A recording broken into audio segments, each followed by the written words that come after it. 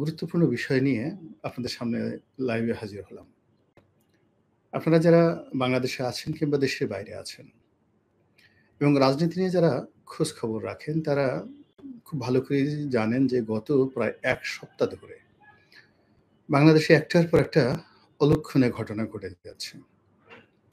আমরা পর্দার সামনে এমন কতগুলো জিনিস দেখতে পাচ্ছি, যে সর্বনাশ ঘটে যাওয়ার পরে আমরা দেখলাম যে পর্দার আড়ালে এর চাইতে বড় সর্বনাশ ঘটে গেছে।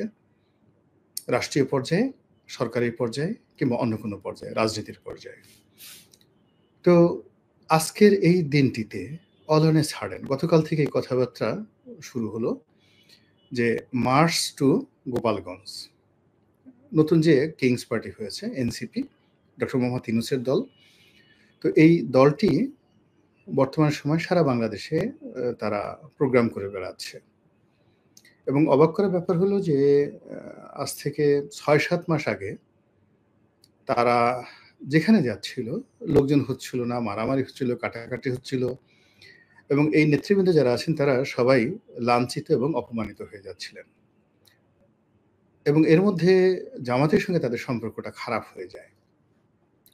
তো খারাপ হয়ে যাওয়ার পরে তাদের বিভিন্ন সভা সমিতি সমাবেশে জামাতের লোকজন যেভাবে তাদেরকে সাপোর্ট দিত, সেই সাপোর্টটা না পাওয়ার কারণে তারা বিভিন্ন জায়গাতে গিয়ে সেই বান্দরবনে, রাঙামাটির দিকে, খাগড়াছড়িতে গিয়ে সব জায়গাতে গিয়ে এই এনসিপির যারা নেতৃবৃন্দ রয়েছেন তারা খুব নাজেহাল অবস্থার মধ্যে পড়েছেন, লাঞ্ছিত হয়েছেন। সাম্প্রতিক সময়ে বাংলাদেশের রাজনৈতিক যে প্রেক্ষাপট, বিএনপির সাথে জামাতের মারাত্মক যে দূরত্ব, তারপরে জামাতের সঙ্গে চরমোনাই পীরের যে যাকে বলা হয় রেষারেষি, না বন্ধুত্ব, আর চরমোনাইয়ের সঙ্গে বিএনপির যে রেষারেষি এবং রীতিমতো বিষোদ্গার। তো সব মিলিয়ে বিএনপি বিরোধী যে একটা মোর্চা তৈরি হয়েছে, বৃহত্তর মোর্চা তৈরি হয়েছে এবং এই মোর্চার মধ্যে বিএনপির সঙ্গে যারা ছিল এরকম বেশ কয়েকটি দলও এসে যোগ দিয়েছে। এবং তার প্রেক্ষিতে স্মরণকালের সবচেয়ে বড় একটি সমাবেশ করেন চরমোনাই পীর সাহেব, তার সংগঠন, এবং সেখানে লোকজন আসছে, তারপরে যে সকল কথাবার্তা হচ্ছে পুরোটাই বিএনপি রাজনীতির বিরুদ্ধে এবং বিএনপির অন্তরে বারুদ ঢুকিয়ে দিয়েছে। ফলে কি হলো, বিএনপি চরমোনাই প্রথমে বিষোদ্গার হলো এবং সেই বিষোদ্গার শেষ পর্যন্ত গিয়ে জামাত ভার্সেস বিএনপির বিষোদ্গারে পরিণত হয়েছে। তো এই যে একটা রাজনৈতিক অবস্থা, এর মধ্যে এনসিপির কপাল খুলে গেছে। এর কারণ হলো যে পুরো যে বিএনপি বিরোধী শক্তিটি তারা সরকারি মদত চাচ্ছে, আর সরকারি মদত পাওয়ার জন্য তারা এনসিপির উপর নির্ভর করবে বা এনসিপির সঙ্গে তাদের যে আগের সম্পর্ক ছিল প্রাথমিক দিকে, অর্থাৎ ২০২৪ সনে, সেই সম্পর্কটি আবার তারা নতুন করে এই সময়টিতে ঝালাই করছে।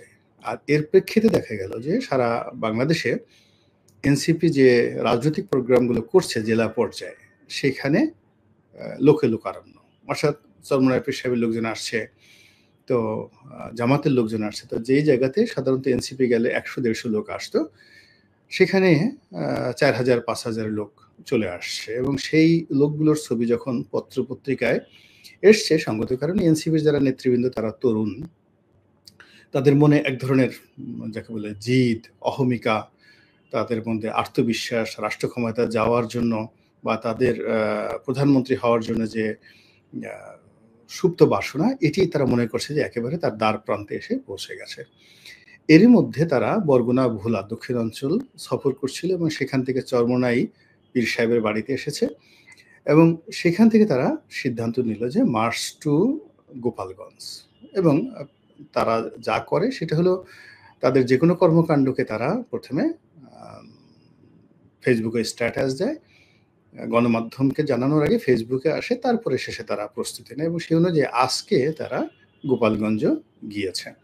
তো গোপালগঞ্জকে ঘিরে যে কাণ্ড কারখানা গতকাল থেকে আজ পর্যন্ত ঘটছে এবং এর ফলে আওয়ামী লীগের যে কি লাভ হচ্ছে, কি ক্ষতি হচ্ছে, এটা কি এনসিপির সঙ্গে, জামাতের সঙ্গে চরমোনাইয়ের আওয়ামী লীগের শত্রুতা নাকি আওয়ামী লীগের বন্ধুত্ব?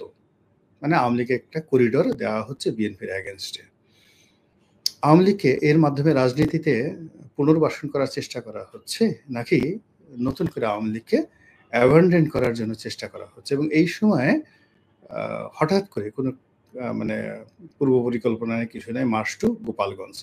এই জিনিসগুলো যেভাবে হচ্ছে এবং একই সঙ্গে এখানে টুঙ্গিপাড়ার বঙ্গবন্ধুর মাজার ভাঙা, জিয়ার মাজার ভাঙা, এই গুজবগুলো কিন্তু অনেকদিন যাবৎ, গত ১-১.৫ সপ্তাহ যাবৎ সোশ্যাল মিডিয়াতে চলে আসছে। যখন তারা মার্চ টু গোপালগঞ্জ ডিক্লেয়ার করেনি। ইট মিনস তারা যে সকল কথাবার্তা বলছে, এই সকল কথাবার্তার সঙ্গে বাংলাদেশের গোয়েন্দা বাহিনীর একটা নিদারুণ যোগাযোগ আছে এবং গোয়েন্দাদের যে সমস্ত লোকজন মিডিয়াতে এসে কথা বলে, তারা কিন্তু ওই গত ১ সপ্তাহ ধরেই বঙ্গবন্ধুর মাজার ভাঙা হবে, জিয়াউর রহমানের মাজার ভাঙা হবে, এই ধরনের কথাবার্তা বলছে। আমার আসলে খুব আজব লেগেছে। কিন্তু মার্চ টু গোপালগঞ্জ দেখার পরে এবং আজকে সকাল থেকে এই যখন আমি লাইভে বসছি, এই মুহূর্ত পর্যন্ত যা কিছু ঘটছে, এটা সমস্ত বাংলাদেশের রাজনীতির হিসাবপত্রকে ওলটপালট করে দিয়েছে এবং এটা আগামী দিনে রাজনীতির যে কত বড় অশনির সংকেত, সেই বিষয় নিয়ে বিস্তারিত আলোচনা করব। তার আগে একটু দেখি যে এই অনুষ্ঠানে লাইভে কারা কি মন্তব্য করছেন এবং কতজন আছেন। সম্মানিত দর্শক,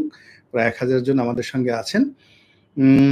এনসিপি লোকজন বলছে এনসিপি জিন্দাবাদ, জয় বাংলা, জয় বঙ্গবন্ধু, চোরখোট্টা যাক। তারপরে আরও যারা আছেন, এনসিপির অনেকে আছেন। হাসিনা একজনের ভালোবাসা, শেখ হাসিনা কি আপনার শুধু ক্ষতি করেছে, একদিনের জন্য ভালোবাসা স্নেহ আদর দেয়নি? আচ্ছা, শেখ হাসিনা প্রসঙ্গে এখানে আসছেন কেন? আমি তো উল্টো শেখ হাসিনাকে জিজ্ঞাসা করেন যে গোলাম মোল্লা রনি খালি কি আওয়ামী লীগের নমিনেশন নিছে, এছাড়া আওয়ামী লীগের ১ কাপ চা খেয়েছে? একটু শেখ হাসিনাকে জিজ্ঞাসা করেন। ২ নম্বর হলো সে ৩,০০০ ৩,৫০০ সংসদ সদস্যকে বিভিন্ন সময় মনোনয়ন দিয়েছে ১৯৮৬ থেকে ২৪ পর্যন্ত। তার মধ্যে দ্বিতীয় কোনো ব্যক্তি গোলাম মোল্লা রনি হতে পেরেছে কিনা আওয়ামী লীগের? জিজ্ঞেস করেন তাকে। আর শেখ হাসিনাকে জিজ্ঞাসা করেন, আওয়ামী লীগকে জিজ্ঞেস করেন যে আমি এমপি হওয়ার আগে আমি কত টাকার মালিক ছিলাম আর এখন কয় টাকার মালিক আছি, দরিদ্র হয়ে গেছি। এই যে আমার ব্যবসা বাণিজ্য সবকিছু যে আওয়ামী লীগ ধ্বংস করে দিল, আমার অপরাধটা কি ছিল? আমি কি চুরি করেছি সালমানের মতো? ডাকাতি করেছি? কি সমস্ত কথাবার্তা বলেন, এই জিনিসগুলো আছে। আর এই বিপদের সময় যে এই যে এখানে বসে শেখ হাসিনার নাম নিচ্ছি, গোপালগঞ্জের নাম নিচ্ছি, এগুলোই তো বাংলাদেশে আওয়ামী লীগের কোনো একটা লোককে আপনি বলেন তো, ওবায়দুল কাদেরকে বাংলাদেশে এসে, শেখ হাসিনাকে বলেন বাংলাদেশে এসে এখানে বসে কথা বলার জন্য। সবসময় লিখি এই যে মিস্টার ইব্রাহিমকে একটু দয়া করে নিজের প্রতি রহম করুন এবং বোঝার চেষ্টা করুন বাংলাদেশ কোন দিকে যাচ্ছে। এনসিপি জিন্দাবাদ। আসসালামু আলাইকুম।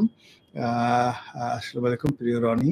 দেশের অবস্থা অনেক খারাপ। মানুষ বলে শুধু আগেই ভালো ছিল। আমার মনে হয় শেখ হাসিনা আবারও ক্ষমতায় আসবে। তারপর সাইফুল্লাহ, গোপালগঞ্জ এখন যদি ডেভিল হান্ট পরিচালনা করা হয় অথবা আওয়ামী লীগের লোকজনকে আটকের জন্য অভিযান পরিচালনা করা হয়, সেক্ষেত্রে আওয়ামী লীগের ক্ষতি হবে বলে আমার ধারণা। ঘটনাটা তা না, এটা উল্টো হয়ে যাবে। সাইফুল্লাহ, ডেভিল হান্ট ঠোকানো হবে না। এখানে অনেক খেলাধুলা হচ্ছে পর্দার আড়ালে। এখানে আওয়ামী লীগের উপকার হবে। যেখানে যা কিছু হচ্ছে এখন, যেটা হোক, এটা বলছি। এনসিপি জিন্দাবাদ। তারপরে পুলিশের বিচার হওয়া, লিগাররা আজকে গোপালগঞ্জ পুলিশের গাড়িতে আগুন দিয়ে আলহামদুলিল্লাহ বলতেছে। এনসিপি জিন্দাবাদ, ইনকিলাব জিন্দাবাদ। এনিওয়ে, যে কথা বলছিলাম সে কথা আবার একটু শুরু করি। সেটা হলো রাজনীতির কতগুলো রিদম আছে।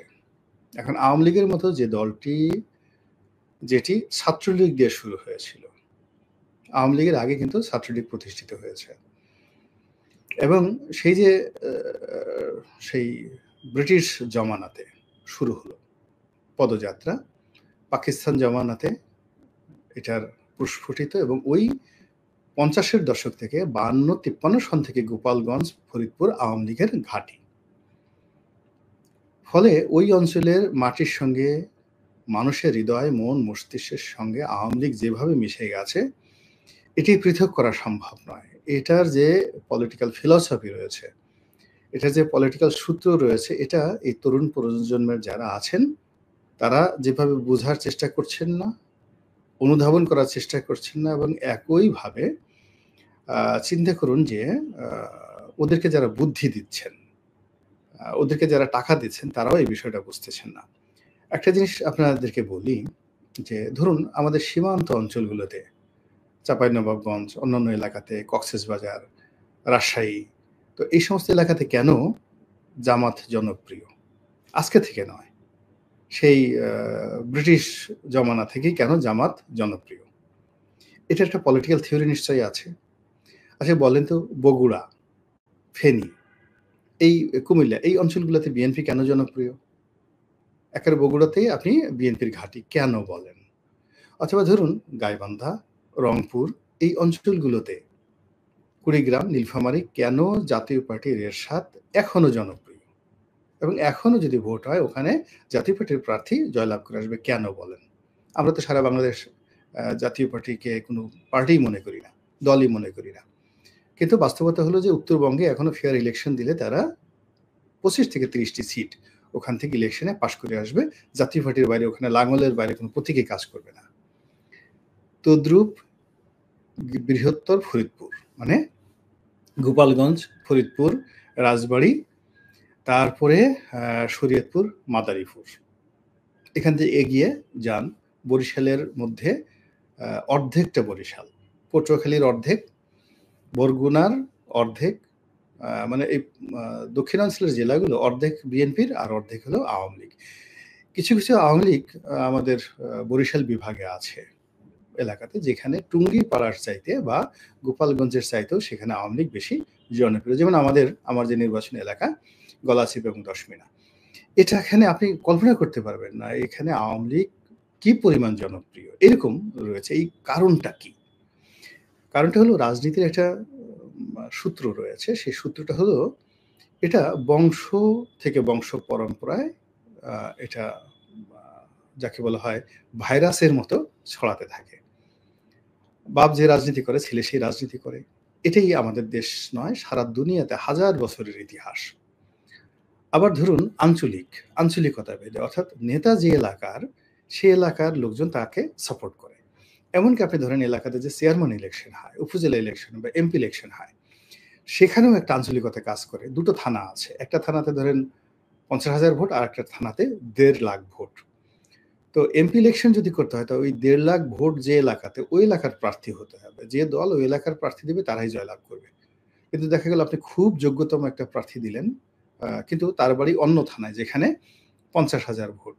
সেই প্রার্থী কোনোদিন বাংলাদেশে পাস করবে না। এটা হলো আমাদের দেশের রাজনীতির একটা নর্মস এবং কালচার।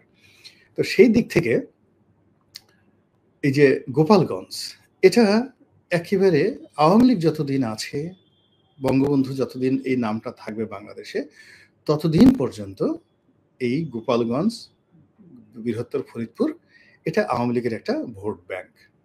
এই গেল এক। ২ নম্বর হলো যে এনসিপি এই যে এখানে যে গেলেন বা যারা এইখানে অনুষ্ঠান করতে গেলেন, এটা তাদের ঠিক হয়েছে কিনা? আমি বলব যে এটা কোনো অবস্থাতেই তাদের ঠিক হয়নি। এটা তাদের একটা রং সিদ্ধান্ত। তারা বয়সের তরুণ।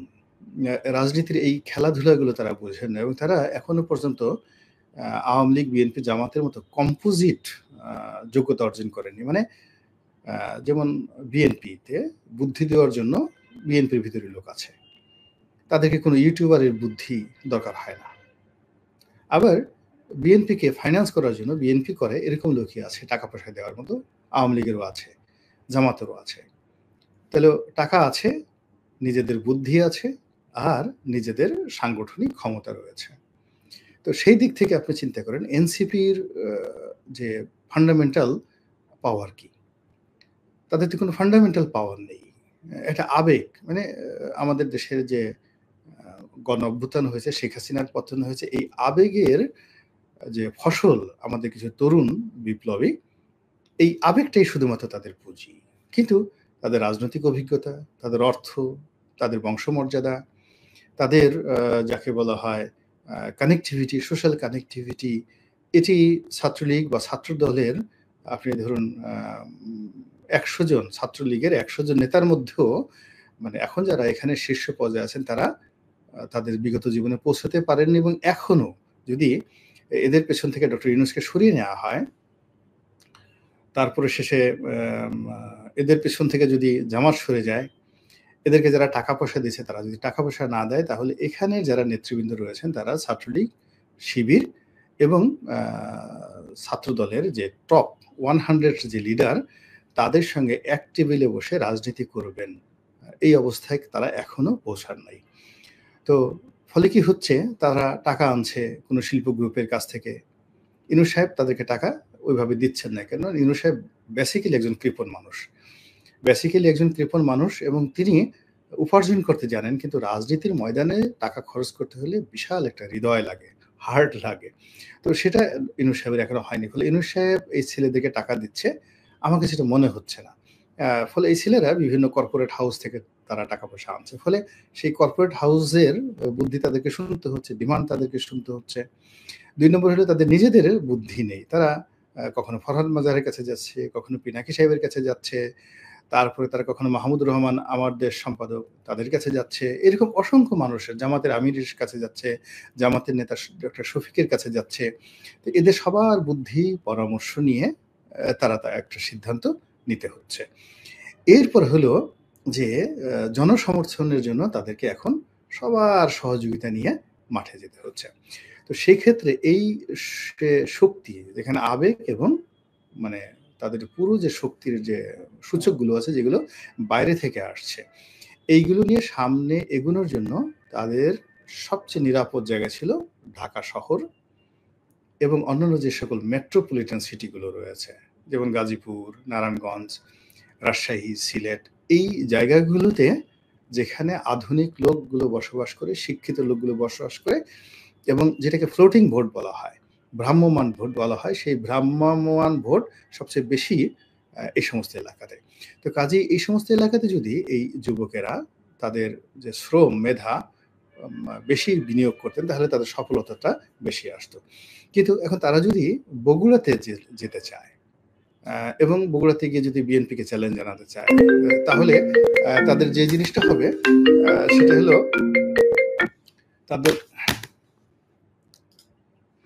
তাদের যেটা হবে সেটা শুধুমাত্র তারা পরাজিত হতে থাকবে, অপমানিত হতে থাকবে আর কি। তো সরি, আমার একটা ফোন আসতেছে বারবার শুধুমাত্র এই। তো এরপরে যেটা হবে যে তারা শুধু বারবার পরাজিত হতে থাকবে। তো সেই দিক থেকে আমার কাছে মনে হচ্ছে যে এই যে তারা গোপালগঞ্জ গেল, এটা তাদের একটা ঐতিহাসিক ভুল। এখন দেখেন গোপালগঞ্জে কি ঘটেছে। প্রথমত গত কয়েক মাস যাবৎ ছাত্রলীগের কোনো মিটিং হয় নাই, মিছিল হয়নি। শেখ হাসিনার নামে কোনো স্লোগান হয়নি, বঙ্গবন্ধুর নামে কোনো স্লোগান হয়নি। কিন্তু গত ২ দিন ধরে পুরো গোপালগঞ্জের প্রত্যন্ত অঞ্চলে, গ্রামে গঞ্জে হাজার হাজার মানুষ রাস্তায় নেমে আসছে। তারা রাস্তা ব্লক করছে, গাছ কেটে কেটে তারা রাস্তায় ফেলে দিচ্ছে। এই যে রাজনৈতিক উদ্দীপনা, এই উদ্দীপনাটা দেখবেন কালকে ফরিদপুরে চলে যাবে, পরশুদিন ভেদরগঞ্জে চলে যাবে, আলফাডাঙ্গাতে চলে যাবে, শরীয়তপুরে চলে যাবে, মাদারীপুরে চলে যাবে, বাগেরহাট চলে যাবে, খুলনা সদরে চলে যাবে। এগুলো ভাইরাসের মতো। এই সাহস কিন্তু, ভয় যেমন খুব ভাইরাসের মতো, সাহসটাও কিন্তু খুব ভাইরাসের মতো একটার পর একটা ঘটতে থাকে। তো এই যে অবস্থা, সেই অবস্থা শুরু হয়ে এলো এই গোপালগঞ্জ দিয়ে, যেটা দরকার ছিল না। এরপর হলো এখানে যারা আছে তারা এখন পুলিশকে খুব ভয় পাচ্ছিল। এই কারণে গোপালগঞ্জে যাদেরকে এই রেজিম চেঞ্জ হওয়ার পরে নিয়োগ দেওয়া হয়েছে, এরা বেশিরভাগই বিএনপির লোক এবং জামাতের লোক, পুলিশের যারা কর্মকর্তা আছেন। তো এই পুলিশ এবং জামাতের যারা লোকজন আছেন, তারা ওখানে গিয়ে আওয়ামী লীগ নিধনের সর্বোচ্চ চেষ্টা করে যে সফলতা আজকের দিন পর্যন্ত এনেছে, সেই পুলিশ মার খেল। এবং সঙ্গত কারণে ছাত্রলীগের যারা বা যুবলীগের যারা, আওয়ামী লীগের যারা লোকজন আছে, তারা তো বুঝতে পারছে যে এই পুলিশ গোপালী পুলিশ না, এই পুলিশ আওয়ামী পুলিশ না, এই পুলিশ হলো জামাতি পুলিশ এবং এই পুলিশ বিএনপির পুলিশ। তো বিএনপি তো এখন কাজ করছে না, এখন যে পুলিশ আছে জামাতি পুলিশ। এবং জামাতি পুলিশ আপনি দেখলেই বুঝতে পারবেন যে এরা জামাতের পুলিশ। মুখে খোঁচা খোঁচা দাড়ি, কথাবার্তা ওইরকম, গালগুল আপনি দেখলেই জামাতের মধ্যে একটা দাড়িপাল্লা ভাব আছে।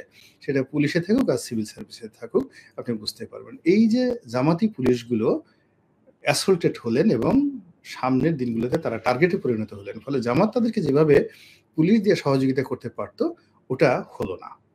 সবচেয়ে বড় ব্যাপার হলো যে বঙ্গবন্ধুর মাজার থেকে শুরু করে বিভিন্ন এলাকা, এই যে এখন র্যান্ডমলি সেনাবাহিনী টহল দিচ্ছে এবং পাহারা দিচ্ছে। তো সেনাবাহিনী যখন পাহারা দিচ্ছে বঙ্গবন্ধুর মাজার রক্ষা করার জন্য, তখন আল্টিমেটলি রেজাল্টটা কার দিকে গেল? আওয়ামী লীগের দিকে গেল। ২ নম্বর হলো যে এই কাজে সেনাবাহিনী বিরক্ত এবং বাংলাদেশের মতো জায়গাতে, পাকিস্তানের মতো জায়গাতে সেনাবাহিনীর বিরক্তি নিয়ে কোনো রাজনৈতিক দল রাজনীতি করতে পারবে না।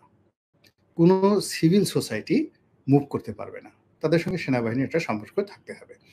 তো গত কয়েক মাসে সেনাবাহিনীর সঙ্গে সরকারের যে দূরত্ব, এনসিপির সঙ্গে যে দূরত্ব, তারপরে শেষে যারা ক্যান্টনমেন্ট আগুন ধরিয়ে দিতে চায়, এই টোটাল গ্রুপগুলো যখন এক হয়ে গেছে এবং এক হওয়ার ফলে কি হলো, এই যে সেনাবাহিনী যারা মূলত আওয়ামী লীগকে উচ্ছেদ করেছে, ফলে সঙ্গতি কারণে তারা দেখবেন যে আওয়ামী লীগকে নিরাপদ আশ্রয় মনে করবে আবার।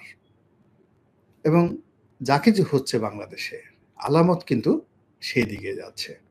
ফলে কাজেই এই যে যারা এনসিপির যারা লোকজন আছেন, তারা এই সময়টিতে এইভাবে গোপালগঞ্জ নিয়ে কান না চুলকালেও তাদের ভালো হতো। এই গেল ১। ২ নম্বর হলো যে তারা এই সময়টিতে একটা অসাধারণ সুন্দর সময় পেয়েছেন।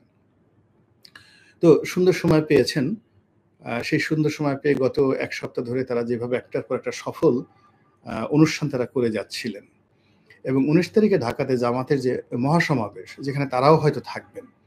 এই মহাসমাবেশের জন্য ইতিমধ্যে ১০,০০০ গাড়ি বুক করা হয়েছে এবং ঢাকাতে ১০ লাখ লোক আ জামাত সেখানে সমাবেশে আয়োজন করবে।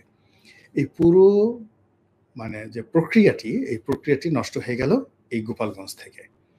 এই গোপালগঞ্জ থেকে এই জিনিসটা যে নষ্ট হয়ে গেল, এর কারণ হলো দেখেন তারা গোপালগঞ্জে গেছে, বলতে গেলে পুলিশের প্রোটেকশনে গেছে, প্রশাসনের প্রোটেকশনে গেছে।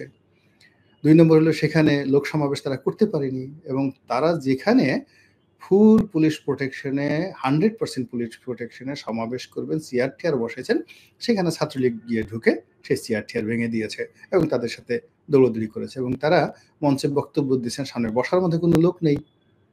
এই যে আমি যতক্ষণ পর্যন্ত লাইভে তাদের অনুষ্ঠান দেখলাম, তারা দাঁড়িয়ে, দাঁড়িয়ে মঞ্চে, বিরাট মঞ্চে সবাই বক্তব্য দিচ্ছেন। কিন্তু তাদের সামনে দর্শক তারা বসে, বসে শোনার মতো অবস্থা নেই। সবার মধ্যে একটা আতঙ্ক, এই বোধহয় ছাত্রলীগ আসলো, এই বোধহয় মারামারি করতে হবে, এই বোধহয় দৌড় দিতে হবে, এর মধ্যে পুলিশের গাড়ি ভেঙে গেছে। মানে এই যে একটা বিশ্রী অবস্থা, রাজনীতিতে একবার যদি কেউ ব্যাক ফুটেজে চলে যায়, তাহলে সে আর ২য় বার আসে না। এনসিপি ১ম থেকে ৪-৫ বার সে ব্যাক ফুটেজে গেছে। আবার তাকে ধরে, ধরে একবার ডক্টর ইউনূস সাহেব এনেছেন, একবার জামাত এনেছে, একবার চরমোনাই এনেছে। এভাবে ধরে, ধরে এনে সামনে আনে আর তারা এই একটার পর একটা ইস্যু তৈরি করে কখনো নারী কেলেঙ্কারি, কখনো চাঁদাবাজির কেলেঙ্কারি, কখনো আইফোন কেলেঙ্কারি। এরকম নানা রকম কেলেঙ্কারি হচ্ছে। কখনো ওই যে নিয়োগ বাণিজ্য কেলেঙ্কারি, এদের মধ্যে নতুন দরবেশ তৈরি হয়েছে। আবার এই যে তাদেরকে নিয়ে যে সমস্ত কথাবার্তা হচ্ছে, ফলে এই দলের মধ্যে যারা ডেডিকেট, এনসিপির মধ্যে যারা ডেডিকেট, আমি যেমন হাসনাতকে আমার পছন্দ হয়। সার্জিসকে আমার খুব পছন্দ হয়। যে এই ২ জনকে আমার মনে হয় যে বেশ ভালো। তারা ভালো। তাসনিম যারা যে মেয়েটা আছেন, উনি বিদেশ থেকে লেখাপড়া করে আসছেন, মেধাবী। এদের রাজনীতিতে আসা উচিত। কিন্তু একটার পর একটা যদি সিদ্ধান্ত ভুল হতে থাকে, তাহলে দেখা যাচ্ছে যে এখন এদের হয়তো ২৫ থেকে ৩০ জন শীর্ষ নেতা আছেন এই মুহূর্তে।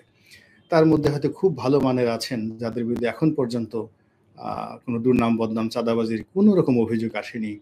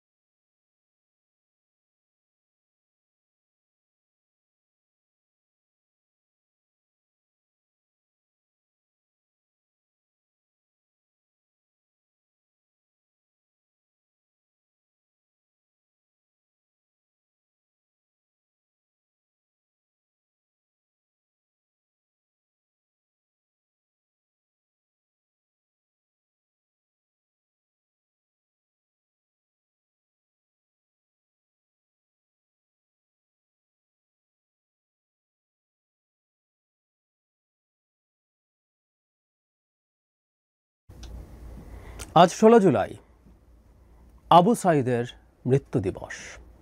এদিন আরও ওয়াসিম সহ আরও 3-4 জন মারা গেছেন, সম্ভবত সংখ্যাটা 5 বা 6। শেখ হাসিনা বিরোধী আন্দোলনের গণ অভ্যুত্থানের শুরুতে এই প্রথম মৃত্যু হয়।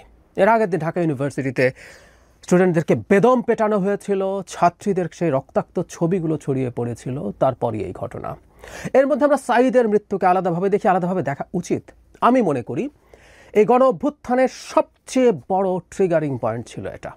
অনেকে গণ অভ্যুত্থানকে পরিকল্পিত মিটিকুলাসলি ডিজাইন বলেন, অনেকবার বলেছে, এটা নিয়ে ভিডিও করেছিলাম, এগুলো আস্তে আস্তে এবার হয়তো রিপিট করবো, আবার একটু নতুন করে স্মরণ করা। তো এরকম একটা ভিডিও আসলে তৈরি করা যায় না। আমি এটাকে একেবারে আলাদা করে দেখি, কারণ যারা নিহত হয়েছেন একটা অংশ এই আন্দোলনে বা গণ অভ্যুত্থানে গিয়ে নিহত হননি, বাসায়ও নিহত হয়েছেন আছে, অন্য কাজে ছিলেন নিহত হয়েছে আছে, আবার গণ অভ্যুত্থানে নেমে শেখ হাসিনা বিরোধী লড়াইয়ে নেমে হত্যাকাণ্ডের শিকার হয়েছেন, সেটাও আছে। কিন্তু আবু সাঈদের মতো বুক পেতে দেননি। সেই যে স্লোগান, সেই যে কথা আমরা দেয়ালে লিখে ফেলেছিলাম, বুকের ভেতরে দারুণ ঝড়, বুক পেতেছি গুলি কর। সাঈদের কারণে এটা হচ্ছে একটা মানুষ, একজন তরুণ এরকম করতে পারেন, এটা করতে পারেন। এবং এটা শুধু বাংলাদেশের ক্ষেত্রে না, আমি মনে করি ভবিষ্যতের ইতিহাসের জন্য সাঈদ অমর হয়ে গেছেন। সাঈদ অমর হয়ে গেছেন যেখানেই একটা অথরিটারিয়ান নিপীড়ক রেজিম জনগণের উপরে নিপীড়ন চালাবে, সেখানে সাহসিকতার দুর্দান্ত এক প্রতিচ্ছবি হিসাবে আবু সাঈদ বেঁচে থাকবেন। এটা একটা আইকন, তার দুহাত প্রসারিত করে বুক পেতে গুলি মুখে দাঁড়িয়ে থাকার ছবিটা। গত বছর এই দিনে সাঈদের মৃত্যুর পর যে ভিডিওটা করেছিলাম সেটা একটু আবার স্মরণ করছি, আমি এটার সাথে যুক্ত করছি। অনেকেই দেখেছেন, যারা দেখেননি দেখতে পারেন। এবং সেই ভিডিওটা খুঁজে বের করার সময় মনে হলো, আহা কী সব দিন এসেছিল, কীভাবে এই দেশের প্রতিটা মানুষ প্রত্যেকে তার জায়গায় তার মতো করে সাঈদ হয়ে উঠেছে। সাঈদ বলতে আমি গুলিতে বুক পেতে দেওয়ার কথা বলিনি, সাহসিকতা দেখিয়েছেন যেভাবে পেরেছেন। আমরা একত্র হয়ে উঠেছিলাম, আমরা একাট্টা হয়ে উঠেছিলাম শেখ হাসিনাকে বিদায় করার জন্য। আমরা সফল হতে পেরেছিলাম। যে কাজটা আমরা কেউ করতে চাইনি, সেই কাজটা করতে হচ্ছে, লাশ গুনতে হচ্ছে। এর চেয়ে মর্মান্তিক কিছু আর হতে পারে না। সারা দেশে আমি এই মুহূর্তে যখন ভিডিও রেকর্ড করছি, তখন অন্তত 5 জন শিক্ষার্থীর মৃত্যুর খবর এসছে আমাদের কাছে, তাদেরকে হত্যা করা হয়েছে। চিটাগংয়ে 3 জন, ঢাকায় 1 জন এবং রংপুরে 1 জন। আরও অনেক গুলিবিদ্ধ মানুষ, ছাত্র শিক্ষার্থী আছে, সেটা আমরা দেখেছি। এটা বাংলাদেশেই সম্ভব, একটা মগের মূল্যকেই সম্ভব। একেবারে অহিংস একটা নিয়মতান্ত্রিক আন্দোলন, কলেজ ভার্সিটির, আজকে তো কলেজ এবং স্কুলের শিক্ষার্থীরাও রাস্তায় নেমেছিল, তাদের ওপরে এটা করা হয়েছে। এবং আমরা অনেকে অনুমান করছিলাম এমন কিছু হতে পারে, এবং যেভাবে ছাত্রলীগকে লেলিয়ে দেওয়া হয়েছে, এটা একেবারে অনেক উঁচু জায়গা থেকে সিদ্ধান্ত নিয়ে কাজটা করা হয়েছে। এবং প্রেডিক্টেবলি তারা তাদের বল প্রয়োগের মাধ্যমে ভীতি তৈরি করার চেষ্টা করেছে, যেটা তাদেরকে ক্ষমতায় টিকিয়ে রাখবে বলে তারা বিশ্বাস করে। কি করবে, কি হবে, ডিফারেন্ট আলোচনা, এটা নিয়ে আলাদা করে কথা বলবো। কিন্তু আমি একটা বিশেষ লাশকে নিয়ে, বিশেষ মৃত্যুকে নিয়ে কথা বলতে চাই। আমরা খেয়াল করেছে কিনা জানি না, রংপুরে কোটা আন্দোলনের সমন্বয়ক আবু সাঈদ মারা গেছেন, তাকে হত্যা করা হয়েছে। এটা পুলিশ হত্যা করেছে, আর বাকিগুলো সম্ভবত ছাত্রলীগের গুন্ডাদের গুলিতে মারা গেছে। পুলিশও আসলে একটা রাষ্ট্রীয় বাহিনীর পর্যায়ে নাই, ওটা গুন্ডায় পরিণত হয়েছে, সরকারের পেটোয়া বা লাঠিয়ালে পরিণত হয়েছে।